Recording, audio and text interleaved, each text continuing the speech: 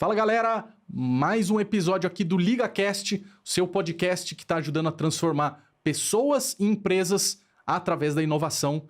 E hoje não poderia ser diferente, a gente vai ter uma convidada super especial. É muito legal de ter nessa temporada, em que a gente está falando de máquina de inovação, está trazendo casos bem reais de quem lida com inovação, mais mulheres, ou seja, elas estão representando muito bem as pessoas que estão lidando com inovação. Ana Alvarez, muito bem-vinda ao LigaCast. Muito obrigada, Gui. Prazer estar aqui com você. Obrigada pelo convite. Espero que seja um papo bem legal. Se apresenta aqui para o pessoal, vamos dizer, tá vindo da Tetra Pak, o que tem a ver inovação na Tetra Pak? Bom, eu sou a Ana, então sou engenheira de alimentos de formação, com pós em marketing e inovação.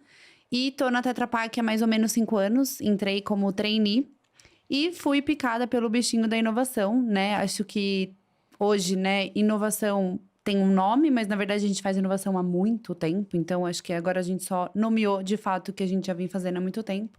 E acho que esse é o espírito que a gente tem na Tetra Pak, né? Então, acho que a Tetra Pak é uma empresa inovadora por essência. Então, ela nasceu há mais de 70 anos atrás, com o objetivo de mudar a forma como as pessoas consumiam leite. Então, trazendo aí o leite do saquinho, né, o famoso barriga mole ali, refrigerado, com um shelf life super curto, e trazendo ele para um shelf life longo, podendo armazenar, podendo difundir esse alimento aí no mundo inteiro. E aí, acho que a gente ficou um pouquinho com esse DNA e agora a ideia é a gente começar a trabalhar inovação em diversas outras frentes. E hoje a gente tem aqui no mercado brasileiro uma cadeira que trabalha um pouquinho de marketing e inovação. Então, hoje a gente não tem uma área de inovação aqui no mercado Brasil e nem globalmente falando, né? Tetra Pak é uma empresa sueca, então somos uma empresa global. Mas acho que com esse mindset aí de inovação, dentro da cadeira de marketing, a gente olha um pouquinho também para inovação.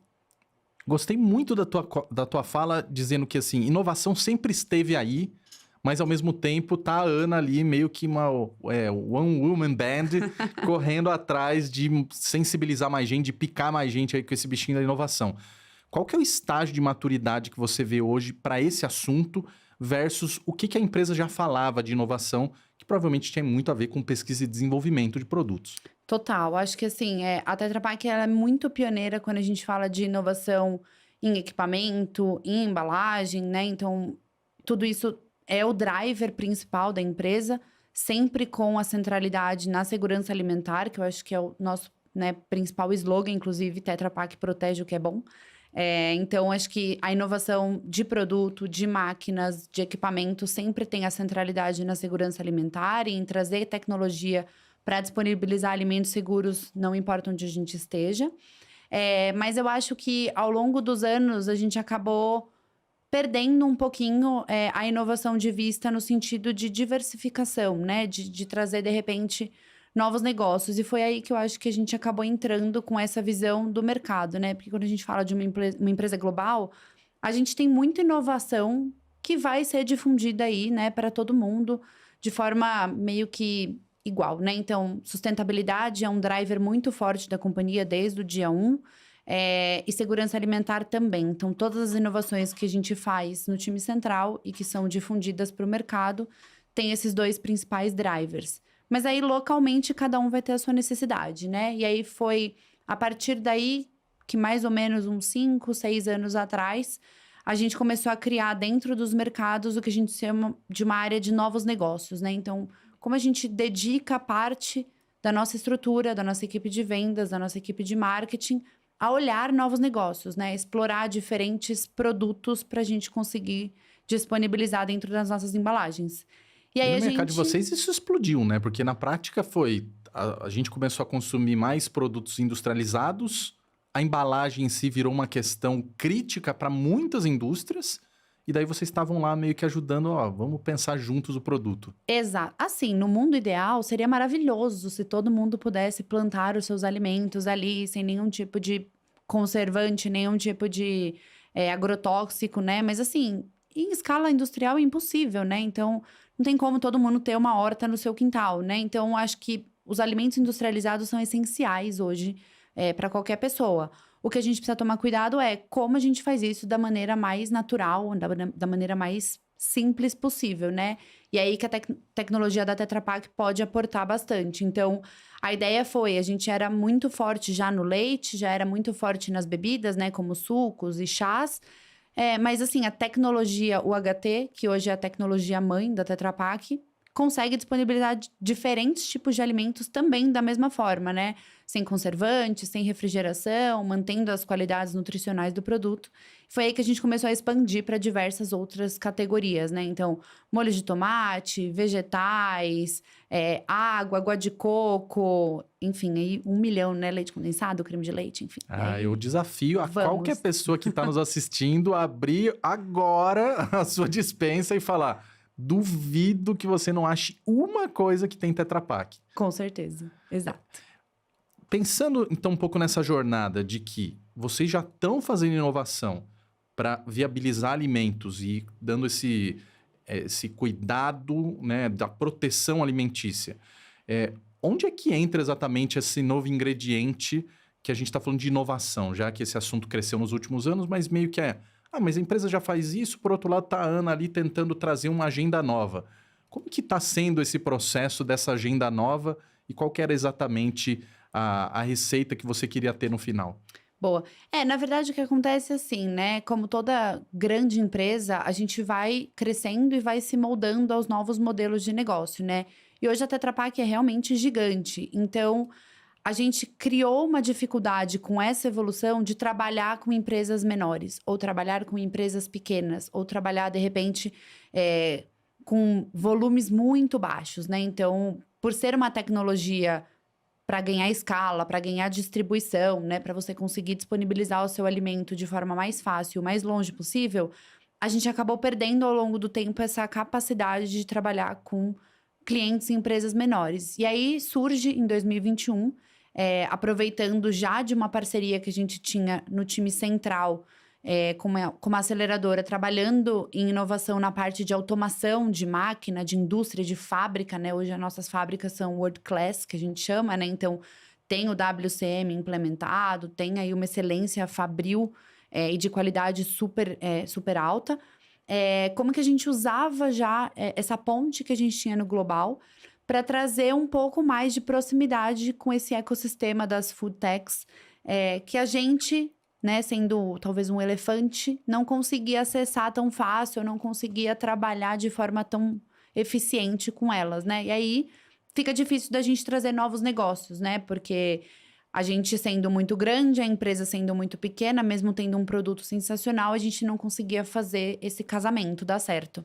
Então, a gente fez um spin-off de um programa que a gente tinha no time central com uma aceleradora global e começou um programa, o Startup Tetra Pak, aqui no Brasil, em 2021, com o intuito de acelerar essas empresas pequenas que tenham produtos inovadores, que atendam à necessidade do consumidor de um produto mais saudável, de um produto mais indulgente ou de um produto diferente, e trazer isso para dentro das nossas embalagens, né? Então, esse foi um pouco do mote lá atrás que a gente começou inovação, né? Começou a falar sobre inovação aqui mais localmente, de forma dedicada, né? E aí, de lá para frente, a gente foi evoluindo, acho que foi muito aprendizado. Realmente, quando a gente começa a ter contato com o ecossistema de startup, né? Eu gosto muito de falar que startup, para mim, não é sobre o tamanho da empresa, mas sim sobre o mindset. Então, quando a gente começou a ter contato com esse mindset de startup, de como fazer as coisas de forma mais ágil, como ter realmente a centralidade no cliente final, né? Porque eu acho que esse é o espírito de uma startup, né? Ela não tem muita escolha. Ou ela entende muito bem o cliente final dela, ou ela morre, né? Então, acho que essas trocas pra gente foram muito valiosas. E têm sido, na verdade, muito valiosas. E a desafiar internamente um pouco algumas premissas que a gente tinha, ou algumas crenças que a gente tinha de que funcionava. E que, na verdade, quando a gente vai aí pra realidade do mundo, não funciona tão bem assim. E a gente pode se adaptar para melhor trabalhar com todos os níveis de empresas, independente se ela é gigantesca, se ela é pequenininha, se ela é só uma ideia. Então, acho que a gente aprendeu muito com esse programa, impactou aí diversas áreas, a pensar diferente, sabe? Eu acho muito legal esse programa, porque ele me remete, de alguma maneira, ao começo da cena de startups no Brasil, quando as principais empresas de tecnologia e de cloud foram montar programas que eram plataformas. Então, a AWS, a Azure da Microsoft, enfim, a IBM, falaram, vou dar créditos para todo mundo usar o meu sistema, quando vocês crescerem a gente é parceiro. E a maioria dos outros programas de Open Innovation focam muito em novos negócios ou então em eficiência operacional. E o de vocês tem novos negócios, mas é quase como esse modelo plataforma das techs trazendo para o mercado de alimentos. Faz sentido essa analogia assim, de vocês quererem estar junto com esses caras, digamos, desde o berço, ou de fato vocês estão procurando só o novo unicórnio, a próxima grande food tech? Não, acho que faz total sentido, né? Inclusive, se a gente olhar num retrospecto aí do nosso core business, né? Leite, suco, a gente começou com empresas que eram minúsculas, né? Laticínios que eram muito pequenininhos, que eram muito regionais. E com essa parceria, né? Junto com a gente, e vai crescendo junto, e vai entendendo o mercado, e vai expandindo, e vai estudando junto. Hoje a gente tem aí, nos nossos top 10 clientes nacionais, clientes internacionais. Então, eu acho que é muito devido a essa parceria e essa força que a gente tem de crescer junto com o cliente. Porque, afinal, a gente é uma empresa B2B, né? Então, a gente só cresce se os nossos clientes crescem. Uhum. Então, faz total sentido, né? Hoje pode ser que esse cliente seja pequenininho, irrelevante, insignificante, no todo, né? Mas, assim, com certeza ele tem algo para trazer pra gente. Com certeza ele tem uma força muito grande para difundir a nossa marca, a nossa embalagem, né? Com o produto dele. Então, a gente sempre busca não só categorias diferentes para a gente poder estar presente no dia a dia do consumidor em diversos momentos, mas também qualidade de produto, né? De excelência. A gente vê que essas food techs estão muito preocupadas com isso, né? Porque hoje em dia não existe mais, né? Não tem mais espaço para você lançar um produto que não seja bom, né? Com essa competitividade voraz que a gente tem de 1 milhão de produtos, né? À sua disposição, à sua escolha. Não tem como você lançar um produto ruim. Então, a gente busca muito esses produtos de excelência para criar o que a gente chama de novas avenidas de crescimento, né? Porque hoje em dia a gente vê... A galera não vai beber muito mais leite, não vai beber muito mais suco. Uhum. Vai beber diversas mil outras coisas ali, né? No que a gente chama de share of stomach, a gente adora essa expressão. Então, a gente tem um tamanho de estômago ali e eu vou diversificar o que eu vou consumir, não vou aumentar o meu estômago, né? Então, como que a gente se faz presente nessas outras categorias e vai compondo aí o dia a dia desse consumidor final? Só se pegar o cantinho da sobremesa que todo mundo diz que tem ali um estômago separado. Mas eu adorei quando você colocou a perspectiva de que vocês criam junto os novos negócios com as empresas e também trazendo a questão da qualidade, porque muito do foco das startups tem sido em pegar necessidades que aquelas grandes indústrias que são conhecidas globalmente eventualmente deixam passar, mas que para quem é pequeno e eventualmente até local, faz muito sentido servir e acaba virando até os desafios que você falou, de larga escala versus qualidade ou uma coisa talvez mais premium e mais regionalizada. E enquanto a gente estava fazendo a nossa resenha aqui de Esquenta, você trouxe uma analogia que eu achei perfeita. Quando a gente fala de qualidade, Tetra Pak geralmente nossa, esse produto tem muita qualidade. Por outro lado, quando a gente foi lá para a categoria de sucos, falar que o suco é de caixinha, parece que, poxa, mas não é aquele suco natural mesmo. Mas não foi culpa de vocês. Como é que encara a empresa, fala assim, peraí, meu produto tá num lugar aqui meio fora do que a gente esperava, né? Não tá entregando toda a qualidade, sendo que você, de certa maneira, não tem culpa do que o cliente vai pôr ali, do teu cliente, né? Vai pôr de bebida, enfim, vai pôr de produto ali dentro. Total, acho que esse foi um balanço que também ajudou muito a gente lá em 2021 na criação desse programa. Porque o ponto a gente, no fim do dia, é um fornecedor de embalagem, certo? Então, Sim. A gente vende embalagem. Então, para mim, qualquer embalagem conta, certo? Quanto mais embalagem eu vender, melhor é para mim. Mas, por outro lado, eu preciso que as marcas que tenham a minha embalagem tenham produtos de qualidade, porque são elas que vão construir o que a gente chama de equity da caixinha, ou seja, são elas que vão construir a imagem da minha caixinha no ponto de venda, né? Ou para o consumidor final. Então, o que a gente faz? A gente não vai deixar de vender embalagem para ninguém que venha nos solicitar, né? Mas o que a gente faz dentro do programa do Startup Tetra Pak é selecionar aquilo que tem de melhor no mercado dentro daquela categoria, co-construir junto com ele marca, produto, campanha de comunicação, posicionamento, persona. Então, a gente tem toda uma equipe, né, dentro do marketing que é dedicada para trabalhar o que a gente chama de design thinking ou diversas ferramentas de cocriação e construir o melhor produto com o melhor posicionamento. E aquele produto, aquela marca vai ser a referência da categoria. Então, a gente meio que eleva o patamar dessa categoria. E aí, claro, vão ter os seguidores que vão querer superar esse patamar, o que pra gente é ótimo. Então, eles vão elevar ali a qualidade de produto e tudo mais. Tem aqueles que vão seguir o mesmo padrão de qualidade, que pra gente também é excelente. E tem aqueles que vão ali batalhar por, de repente, fazer um produto um pouco mais barato, um pouco mais acessível. E podem aí colocar alguns tipos de conservantes que a tecnologia não precisa, né? Você não precisa colocar conservante com a tecnologia da Tetra Pak, mas se você quiser, você pode, né? Então, o que a gente tenta fazer é, com o programa de Startup Tetra Pak, na hora da gente criar essas novas avenidas, a gente escolher muito bem quais serão as marcas que vão ajudar a gente a construir essa avenida da melhor forma possível. Assim como a gente tem hoje, por exemplo, o leite como sinônimo de qualidade, né? Como marcas excelentes, né? E suco também, a gente tem diversas marcas que fazem um trabalho incrível. E aí a gente tenta ofuscar aqueles produtos não tão bons, nutricionalmente falando, né? Não em termos de microbiologia. Não tão bons assim, a gente tenta ofuscar com esses produtos de excelência. E assim, a gente vai balanceando para que a gente tenha cada vez mais produtos bons na mesa do consumidor, nas nossas embalagens.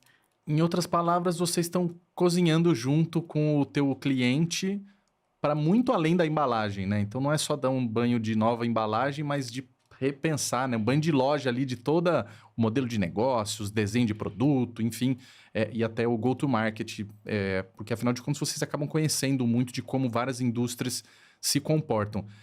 Como a temporada aqui a gente está falando bastante sobre a máquina de inovação, como as empresas estão fazendo, eu queria entrar um pouco mais no detalhe de...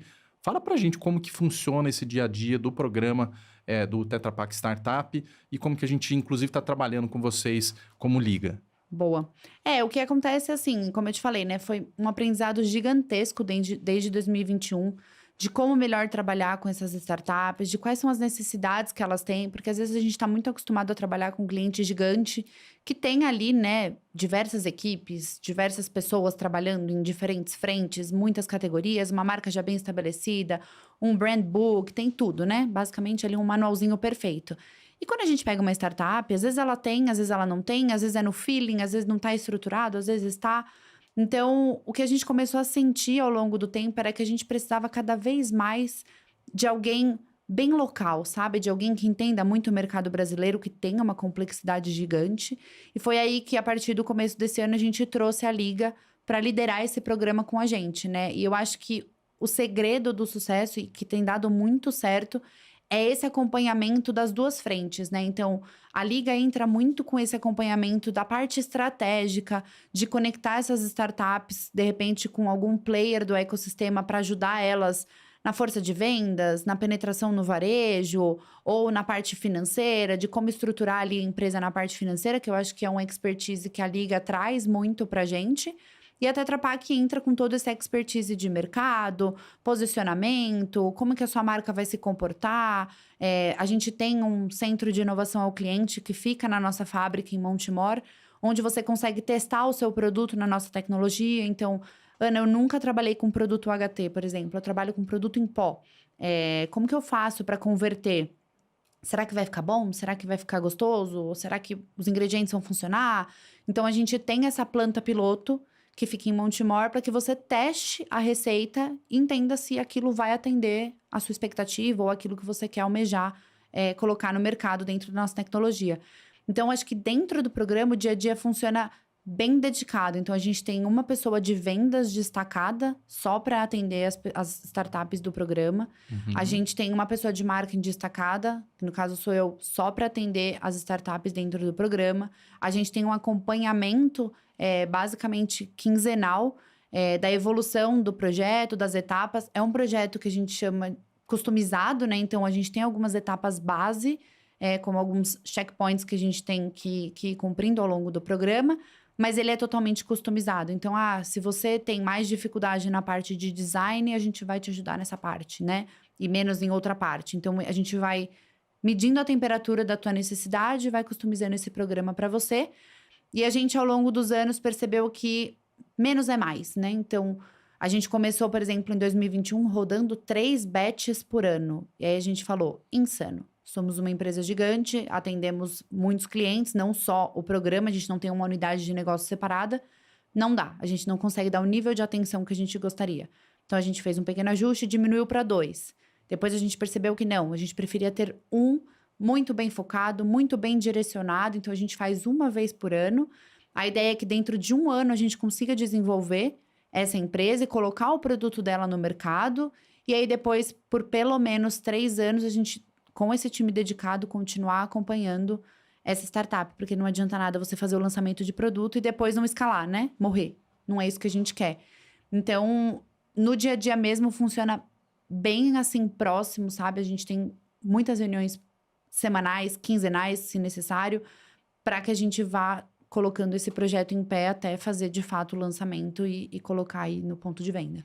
É muito interessante de você falar as características, porque, de fato, ele remete a, de novo, o começo da cena de startups no Brasil, que foi formado pelas aceleradoras mesmo, né? Da galera querendo apoiar os empreendedores para tirar o produto do papel e começar a fazer tração.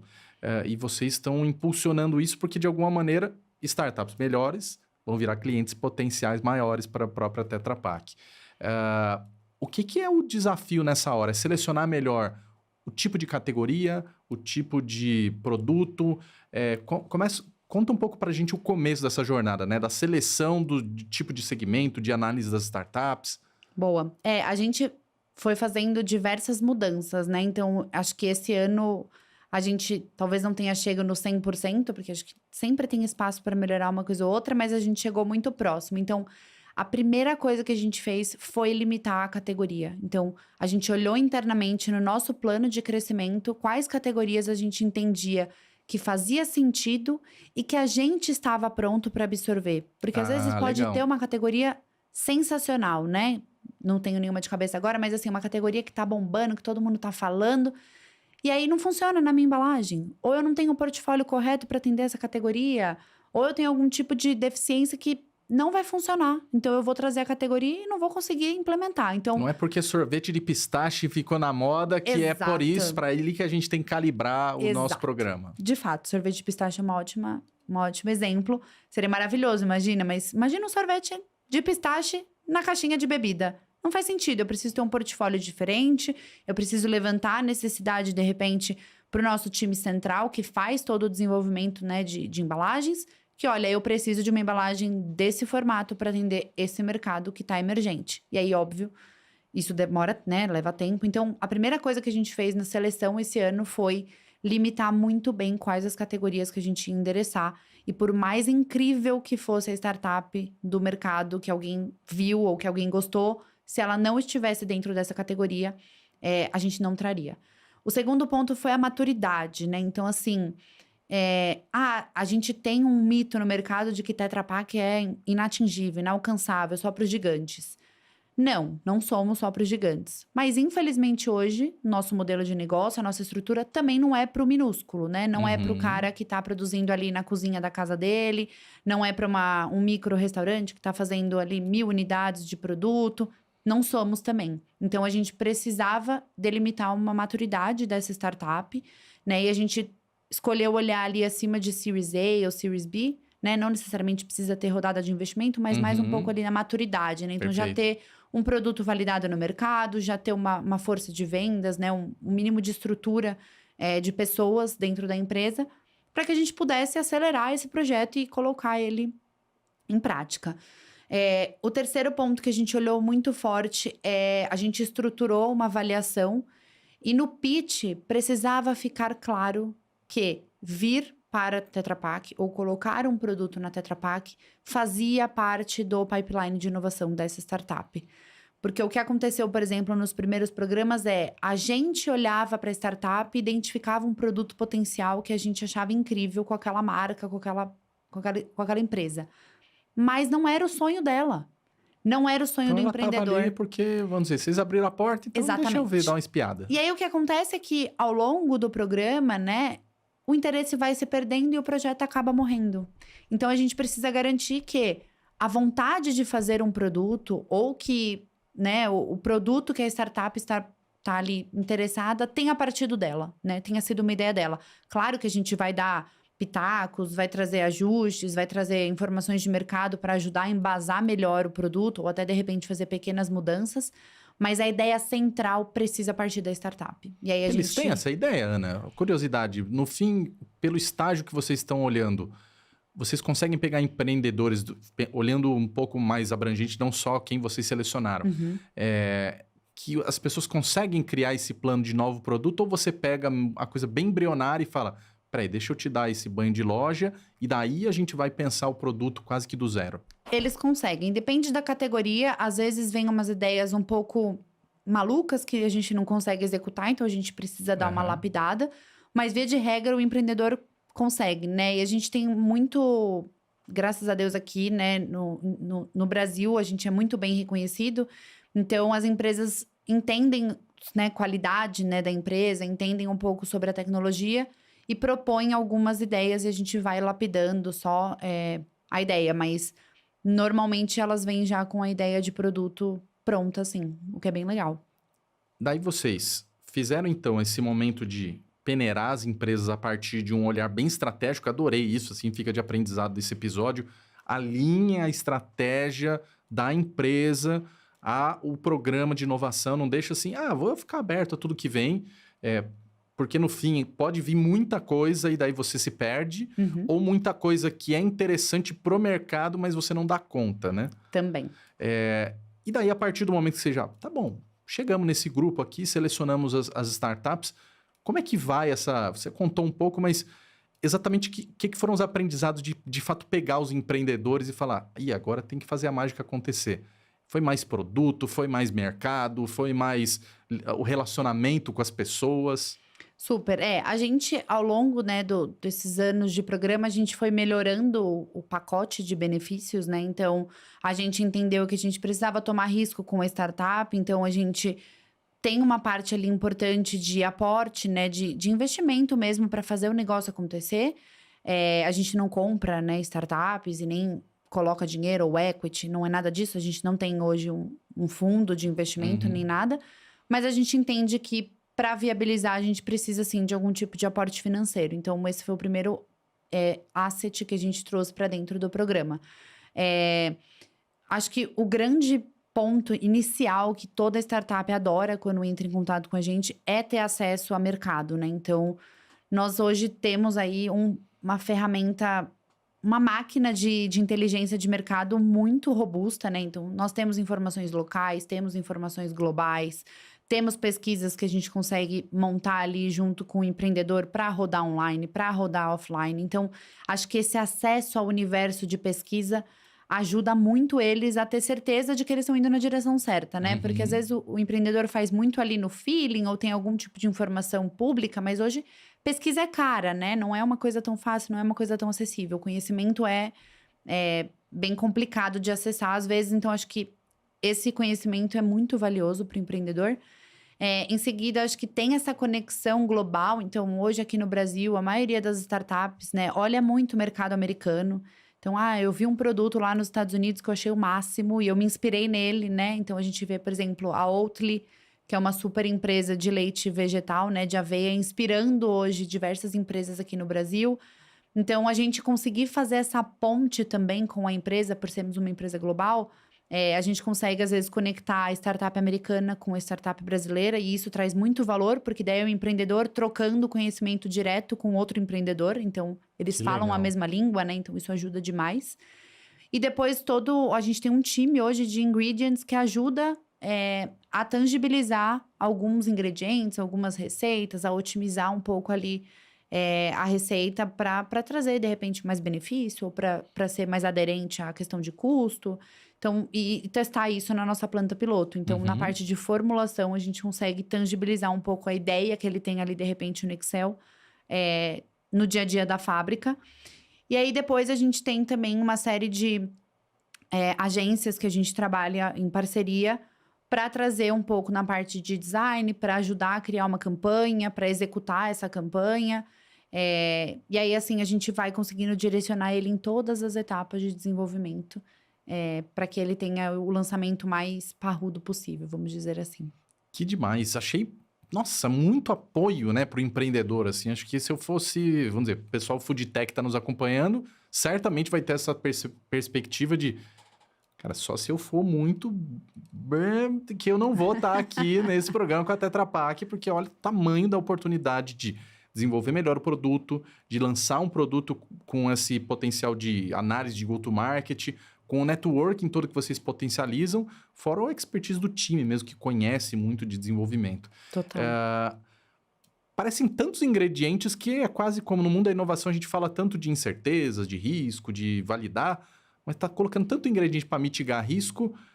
Onde é que a coisa pode dar errado? Onde que vocês aprenderam que o programa pode acabar desengajando ou, de repente, mudando a rota? Eu acho que tá muito mais na mão do empreendedor, né? E o que a gente aprendeu também é que, assim, às vezes, para uma empresa grande, por exemplo, como a Tetra Pak, se esse produto não der certo, a gente sente muito, mas assim, Vida que segue. no nosso faturamento de verdade faz muito pouca diferença, né? Mas é vida ou morte para esse empreendedor. Então, eu acho que o empenho maior tem que partir do empreendedor, né? Em provocar, em querer saber, em querer ter o máximo de informação possível para fazer aquele projeto ir para frente. Mas, ao mesmo tempo, a gente aqui, né, como Tetra Pak, tem uma corresponsabilidade de fazer isso ficar em pé, né? Então, se lançou o produto e não tá indo bem, não tá girando no ponto de venda, não tá tendo recompra, o volume não tá como a gente tinha planejado, é sentar mesmo com esse empreendedor e falar assim, o que tá acontecendo, né? Onde a gente pode mitigar? Então, rodar um workshop, de repente, em conjunto, para entender por que não tá indo, onde tá o problema, se tá no produto, se tá no posicionamento, onde que está, né, o problema. Então, eu acho que, assim, tomar esse senso de risco do empreendedor para a Tetra Pak faz total diferença, né? Porque, assim, olhando de fora, parece que não tem risco nenhum, né?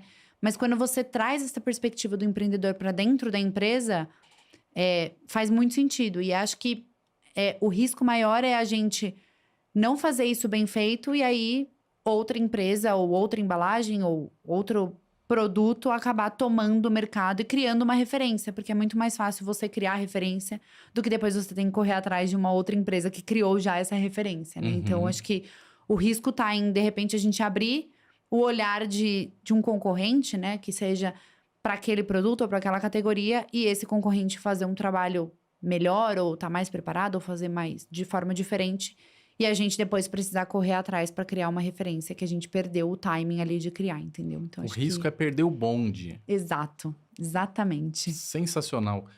Acabei falando com essa pergunta um pouco do que pode dar errado, mas eu queria trazer um momento Deu Liga aqui dentro dessa jornada que a gente está fazendo de aceleração dessas startups.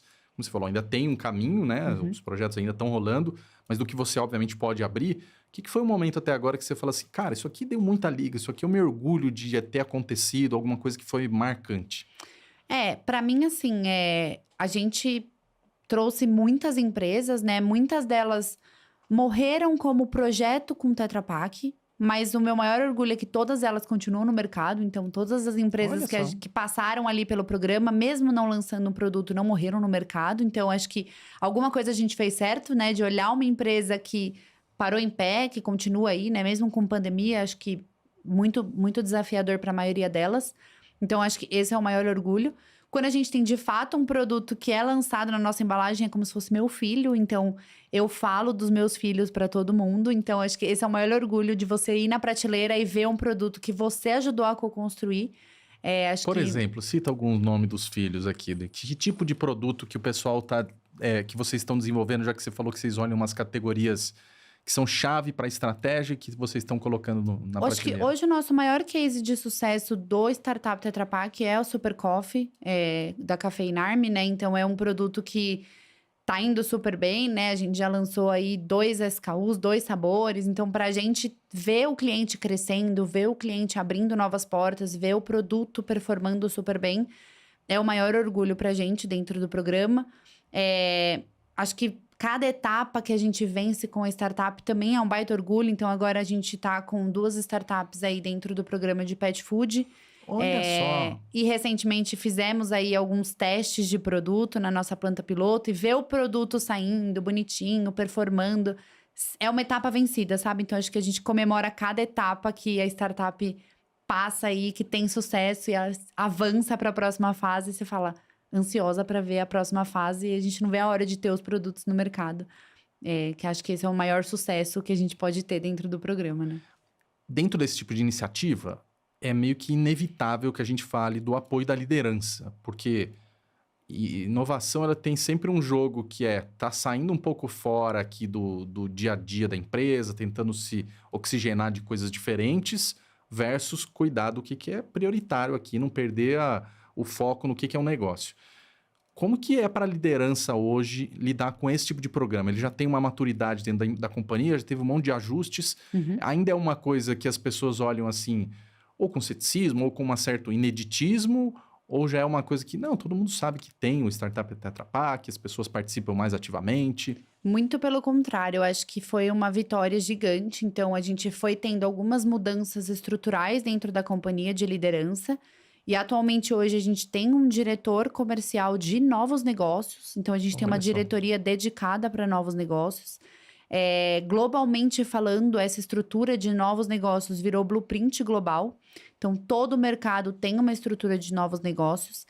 A ideia do programa Startup Tetra Pak, ela foi exportada. Então, hoje a gente tem um programa de aceleração de startups na Colômbia, nos Estados Unidos e na Itália.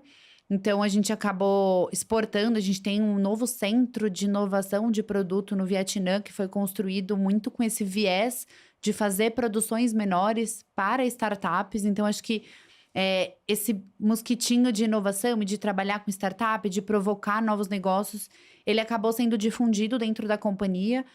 Recentemente, faz nem um mês, a gente teve a visita do nosso presidente, né, global aqui no Brasil. E ele super focou no que está vindo de novos negócios. Em termos de volume, nunca vai ser representativo igual o core, né? Então, acho que a palavra do momento hoje dentro da empresa é ambidestria, né? Como a gente protege todo o negócio que a gente criou até aqui e como a gente inova para a gente continuar crescendo em todas as frentes, né? Na frente de categorias, na frente de tecnologia, na frente de sustentabilidade. Então, por exemplo, né? Acho que o Startup Tetra Pak é o nosso maior orgulho em termos de cliente e produto. Mas aí, a partir do começo desse ano, a gente também começou a olhar um pouquinho para a inovação em áreas de negócio que podem fazer uma grande diferença, né? Então, a gente hoje não mexe dentro dos mercados em nada que se relaciona a P&D, né? Então, como segurança alimentar é um ponto muito crucial para a empresa, todo novo desenvolvimento de portfólio de embalagem ou de equipamentos, ele fica centralizado para que a gente possa garantir essa segurança, né? E não corra nenhum risco nessa frente. Mas tem algumas áreas de negócio que têm particularidades muito importantes nos mercados. Então, a gente hoje está com um programa também de inovação aberta, com algumas áreas que têm necessidades muito específicas locais. Então, por exemplo, sustentabilidade é uma área crucial dentro da companhia e que ela difere muito de país para país, né? Então, se você olha, por exemplo, para a Europa, você vê que a legislação de sustentabilidade ela é muito mais avançada do que no Brasil. Então, no Brasil, a gente está um passinho atrás e aí, às vezes, a gente precisa plugar algumas soluções aí de startup, de ESG, para ajudar a gente a alavancar, de repente, o acesso, né, à reciclagem, ou para a gente fazer uma conscientização e destinação correta das embalagens para que elas possam ser recicladas, porque hoje as embalagens, elas são totalmente recicláveis. O que precisa é que as pessoas destinem isso de forma correta, né? Então, joguem no lugar certo, não joguem no lixo comum, junto com alimentos orgânicos. Então, a gente também tem olhado muito para essa parte. E aí, a liderança apoia 100%, porque a gente acaba resolvendo uma dor que eles têm, que quando entra para a fila ali do global, pode ficar um pouquinho ali para trás, né? Porque, como você imagina, a gente tem 27 mercados hoje, então precisa também ter um balanço e uma priorização. Mas algumas coisas a gente consegue destravar localmente, né? Então, é um trabalho que a gente tem feito sem, por enquanto, né? Como a gente não tem uma área dedicada para inovação, a gente tem algumas pessoas entusiastas. É um trabalho que é muito mais positivo e que é legal de se fazer para destravar algumas coisas do que, de fato, uma pressão gigante do que precisa ser feito, de que entregar resultado. Então, acho que a gente tem mais liberdade para ir navegando e ir aprendendo com essas áreas de negócio que precisam muito desenvolver soluções locais e ir usando elas para ir testando e aprendendo, porque eu acho que a chave aqui é a gente aprender a lidar com inovação aberta, né? Não é tão fácil, não é tão intuitivo, e a gente precisa também ter cautela no que a gente vai endereçar com inovação aberta. Eu gostei muito de você colocar, de alguma maneira, que a inovação aberta está muito próximo desse conceito de ambidestria que você está trazendo como meio que uma grande temática da empresa, né? Ó, a gente precisa olhar o novo e nada melhor do que olhar quem já está fazendo o novo do que tentar desenvolver sozinho do zero, ou mesmo que seria confortável para vocês ficar esperando o core ali, né? A vaquinha leiteira, né? Garantir que o leite ali vai ser comprado, né? No mercado. Total. Dentro dessa jornada que você está cuidando de inovação, vamos dizer, você já teve experiência Fenza antes, Tetra Pak agora. O que tem sido o principal ganho para você, o principal aprendizado que você tem trazido para a Ana de lidar com inovação? Olha, eu falo assim que eu sou até chata às vezes, né? Porque eu sou a pessoa que todo e qualquer momento eu quero trazer alguma coisa diferente, eu quero desafiar o modelo de negócio. Então, isso tá muito no meu DNA. E eu acho que o maior aprendizado que eu tenho com essa jornada são pessoas, assim, acho que as portas que esse mundo da inovação me abriu em termos de modelo mental foram, assim, inúmeras, né? Então, você conviver com pessoas muito diferentes, você ampliar seu horizonte, você poder ter acesso a diversas empresas e trocar com essas empresas e aprender com elas. De repente, uma empresa que não tem nada a ver com o seu universo, né? Uma empresa que não tem nada a ver com o seu negócio, pode te trazer um insight super interessante, assim. Então, acho que para mim, o maior aprendizado dessa jornada de inovação que eu tô percorrendo é esse, assim, são essas trocas improváveis que são muito valiosas e acho que conhecimento nunca é demais, né? Então, cada conversa que eu tenho com um empreendedor, eu aprendo uma coisa nova sobre um business que eu não conheço, sobre uma categoria que eu não faço ideia, sobre um modelo de trabalho que eu não sabia que dava para ser feito. E isso vai ajudando a gente a flexibilizar um pouco a forma como a gente trabalha, a forma como a gente pensa, e eu acho que isso é só proveitoso para todo mundo, sabe? Para mim, pessoalmente, e também para a empresa onde eu tô, né? Porque você traz aí novas perspectivas e isso sempre para mim é muito rico. Então, eu tento sempre difundir o máximo que eu posso, todo e qualquer conhecimento, e a gente vai mudando ali as coisas de forma lenta, mas perene, né? Porque também não adianta a gente querer fazer mudanças radicais que nascem e morrem em poucos meses, vamos dizer assim.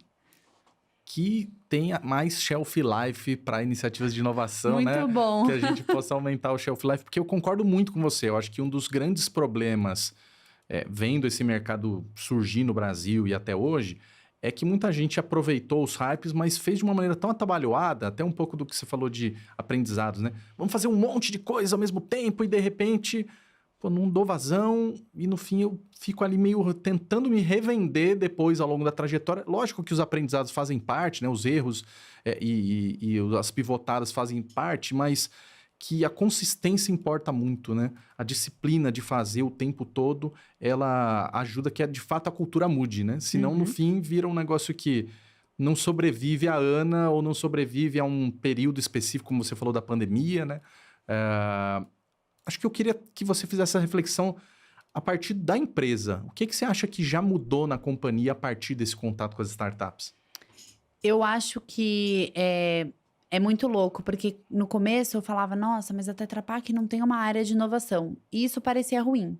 E hoje eu já tenho uma outra perspectiva, né? O fato da gente não ter uma área de inovação também é bom, porque você provoca muito a empresa, mas de forma lenta e gradual, né? Então, é uma Ana, é a Ana que impacta o chefe, é o chefe que impacta o diretor, aí é um parceiro que tá ali do seu lado, um colega de trabalho, e a gente vai fazendo inovação de forma gradual, né? Sem pressão de entregar resultado ou de fazer aquilo acontecer muito rápido. Eu acho que a melhor forma da gente começar a fazer inovação é no momento onde a gente está confortável, se é que eu posso dizer assim, né? Porque a gente vê muita empresa fazendo inovação quando tá com a corda no pescoço, né? Uhum. Tipo, ou eu faço inovação ou eu morro. E hoje eu vejo que a Tetra Pak faz inovação para ser perene, para continuar protegendo o que ela tem e crescer a partir daqui, sabe? Então eu acho que o mindset da empresa mudou muito nesse sentido de como a gente melhora cada vez mais aquilo que a gente já tem, aquilo que a gente já construiu, não jogando fora tudo que a gente já fez, porque a gente fez muita coisa certa para chegar onde a gente chegou, né? Então a gente não tá aqui à toa, a gente acertou muito.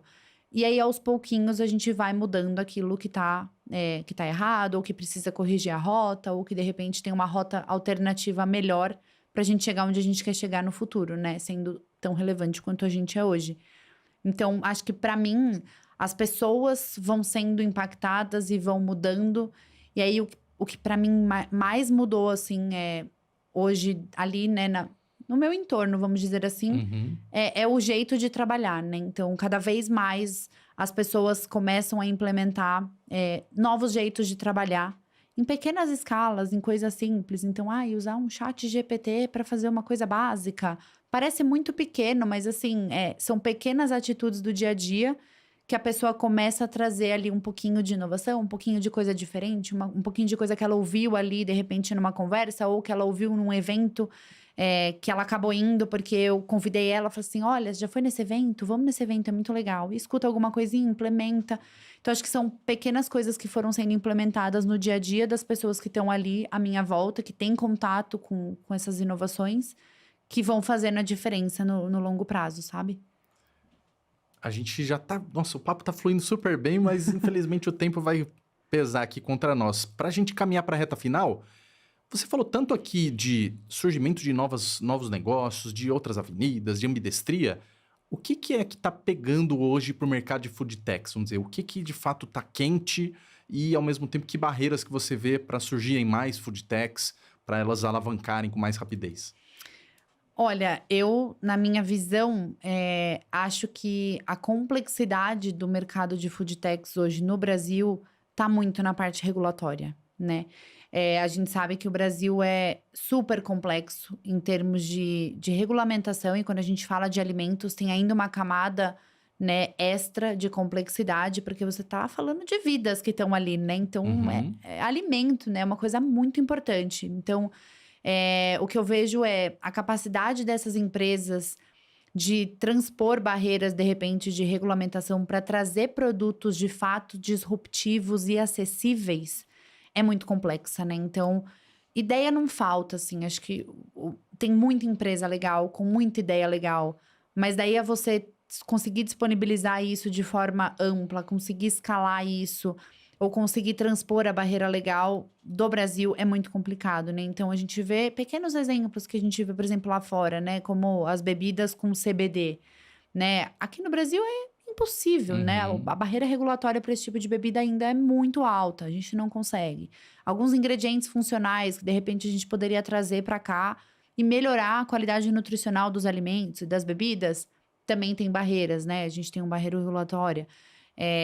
Novas tecnologias, como por exemplo as carnes cultivadas, né? Elas estão aí, né? A gente vê que tem esses produtos no mercado, mas quando você traz aqui para a realidade de preço, ela fica muito nichada, né? Então você não consegue difundir e tornar essa nova tecnologia ou esse novo produto acessível. E aí você acaba tendo dificuldade de escalar. Então, para mim, hoje, a barreira regulatória, né? E essas dificuldades de tornar esses produtos acessíveis é o que mais dificulta essas empresas de crescerem, de alavancarem.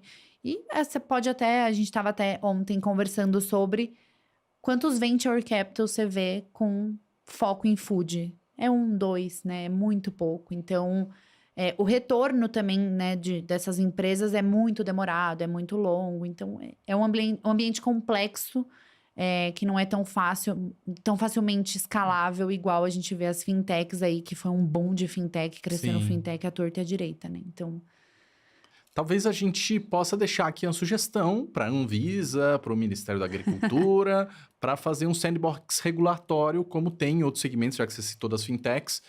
Então, Bacen trabalha com isso, ou como SUSEP trabalha no mercado de seguros também, possa existir algo parecido para o mercado de alimentos para viabilizar não só a questão regulatória, mas também de legislação que estimule, né, o mercado, reduza, crie incentivos para, como você falou, de outros tipos de carne, e que possa ser um sandbox dentro da caixa, né? E que daí é mais negócio para Tetra Pak, fora da caixa, mas dentro da caixa. O que está no roadmap de vocês de continuidade dessa máquina de inovação? Vocês ainda têm o programa, que mais outras coisas que estão no radar para vocês continuarem conduzindo inovação na empresa? A gente tem aí a proposta de continuar com o Startup Tetra Pak, né? Que acho que tem dado certo, tem funcionado. Então, a ideia é que a gente mantenha esse programa vivo. A gente está começando, né, com essas inovações abertas em áreas funcionais que tenham mais independência local, para começar a testar, né, o modelo, se funciona, se não funciona, como funciona, quais são as barreiras. Então, começar aqui pequenininho para a gente conseguir escalar. E a gente cada vez mais tem tentado difundir isso dentro da companhia. Então, criando fóruns de inovação dentro da empresa, para que a gente possa difundir. Toda vez que a gente vai para algum tipo de evento, né? A gente faz eventos hoje no universo de alimentos, mas toda vez que a gente vai em algum tipo de evento que não tem nada a ver com o nosso negócio, tentar trazer para dentro da empresa e levar cada vez mais as pessoas a esses eventos, né? Então, levar os nossos funcionários, de repente levar clientes para que a gente comece a dar acesso às pessoas internamente e aos clientes a esse mundo aí de inovação que às vezes pode não ser tão óbvia, né, e tão facilmente plugável aí no mundo de alimentos, mas que com certeza a nível empresarial faz total sentido e vai ajudar muito a gente e os nossos clientes a sair da caixa estando na caixa. Como é que eu sigo a Ana para saber o que você está consumindo, suas sugestões e também como eu acompanho a Tetra Pak nas novidades? Falou aí que o mercado pet em breve tem mais novidades. Super, a gente tem o Instagram, então Tetra Pak Brasil, vocês podem seguir lá, a gente sempre posta as novidades de produto, novidades de projetos lá. E no LinkedIn, estamos sempre por lá, Ana Álvares no LinkedIn, eu sempre costumo fazer alguns posts lá para trazer um pouquinho de provocação. E também o LinkedIn da Tetra Pak. Então, Tetra Pak Brasil. A gente também posta as novidades e as campanhas por lá. Sigam a gente. Ana, super obrigado. Foi maravilhosa a aula aqui. Tirei 3 aprendizados aqui que você falou. Co-construção com as startups faz muito sentido, desde o desenvolvimento do produto e como que outras empresas possam trazer mais esse olhar da Tetra Pak, né? De fato, suportar as startups quando elas estão surgindo e não só ficar ali esperando para ver se, quando que tiver alguém, daí eu dou uma olhada, meio que participar junto da jornada. A ambidestria, né, colaborando muito com esse trabalho de aculturação da empresa, de pensar em novas avenidas, e o que você falou de estar alinhado à estratégia da companhia. Não ser algo que você fala assim, estamos aqui inovando, né? Vamos pensar as coisas diferentes, inteligência artificial, metaverso. Não, peraí, tem um core aqui, tem uma estratégia. Se a gente desplugar totalmente, vai chegar uma hora que isso aqui vai pedir o preço e a gente precisa balancear as duas coisas. Obrigado da aula hoje. Obrigada, Gui, pela oportunidade. Espero que a gente tenha novos papos aí ao longo dessa jornada. Obrigada. Galera, se você precisa trabalhar no mercado de food techs e alimentos, esse episódio de hoje foi uma verdadeira aula. Convido você a mandar aí para os seus colegas que trabalham em bens de consumo, enfim, que estão ávidos por consumir novos tipos de produtos, e inclusive para o seu pet, chegando inovação também em embalagens para eles. Esse episódio aqui faz parte de uma temporada em que a gente está falando da vida real, de quem está trabalhando com inovação, da máquina de inovação, de quem está ali, de fato, conduzindo esses processos dentro da companhia. Então, espero que traga muito insights que são aplicáveis aí no teu negócio. Continue acompanhando essa temporada. A gente vai ter muito mais episódios percorrendo vários outros segmentos e contar sempre com o LigaCast para ajudar a transformar as pessoas na tua empresa, de fato, através da inovação. Muito obrigado. Nos vemos no próximo episódio.